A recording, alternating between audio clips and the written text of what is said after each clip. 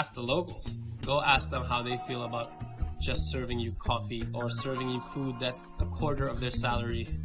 And the parent is like, why is my kid just such an animal? So I want to ask you, somebody talking about because of development or because booming of tourism, people get more chance of working. At the same time, talk about they see many local people work in the restaurant, many tourists is from the Western. Yeah. It's like a kind of neo-colonization, you know. It's 100%. It's gentrification at its finest. And I never used this word before until a couple years ago because I realized we have turned Canggu into downtown LA and moved everybody out.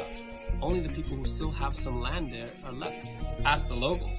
Go ask them how they feel about just serving you coffee or serving you food that a quarter of their salary till this year. Minimum wage is $200 a month.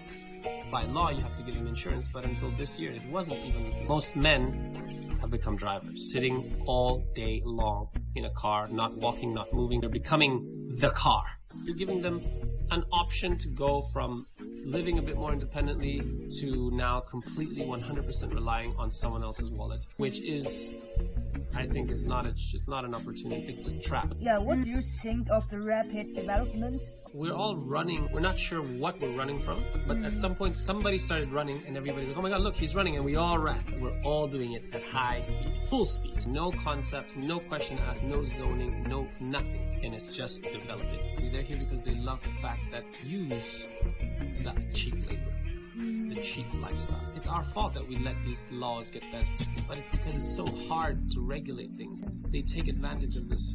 It's purely exploitative. Does the current number of the active people in community meet your expectation? I'm surprised by the amount of people that come here. Some days I'm like, I have no idea who these people are. They just took part in the circle, or they bring their kids to the classroom in the garden. When parents come here for the first time with their child, they arrive and they're a bit scared of the place. He's always in a sterile environment with shoes, never touching the dirt. He's always crying and always unhappy and always complaining. And all of a sudden here, he's the happiest kid in the world. And the parent is like, why is my kid just such an animal? And so the parent starts to think, day 1, day 2, she's a bit, but day 3, day 4, eventually she's like, okay, just let it be, you know? And they sit down and they relax. And for the first time, you see their shoulders dropping and their face kind of relaxing. And you're like, get nature reintroduced back into their life.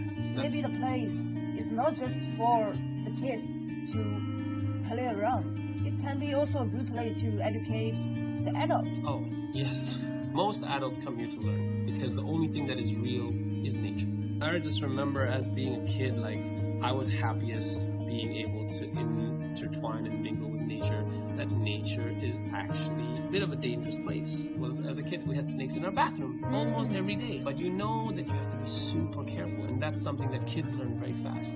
They're aware that, wait a minute, but you also have to teach them. It's the balance of learning to be a natural person, beautiful, balance. And I think kids learn it best, really. So what do you think? Is there any subtle connections between artistic creation and nature education? Sure. All of our art throughout history has been influenced by nature. Pretty much. Like sceneries, birds, plants, bodies, people painting other people. That's art. That's nature.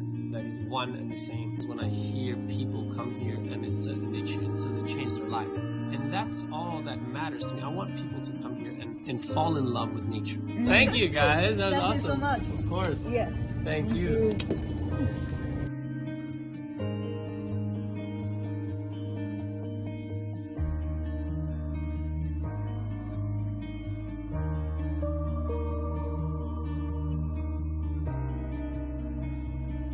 Most Chinese people have two things in their mind. The first of all is money, money, money. The second problem would be the parents. The parent is doing a lot of mental damage to the Chinese.